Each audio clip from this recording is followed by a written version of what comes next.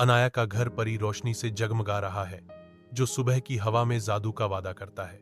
अनाया के जागते ही उसके दरवाजे पर चमकते गुब्बारे एक शानदार आश्चर्य के रूप में भर जाते हैं। लूना, एक परी गुड़िया, एक वादे के साथ प्रकट होती है।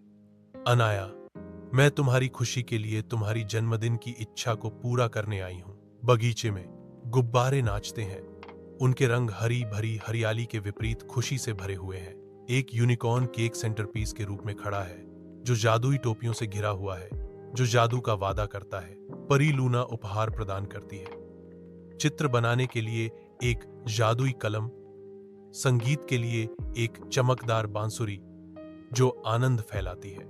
रात के आवरण में एक इंद्रधनुषी आतिशबाजी फूटती है, जो आकाश को एक जीवंत संदेश से रंगती है। जन्मदिन मुबारक हो अनाया, आप जैसी लड़की हर किसी के लिए एक उपहार है। अनाया की आंखें भर आती हैं, आंसू ऊपर के शानदार प्रदर्शन को दर्शाते हैं, क्योंकि खुशी उसके दिल में भर जाती है।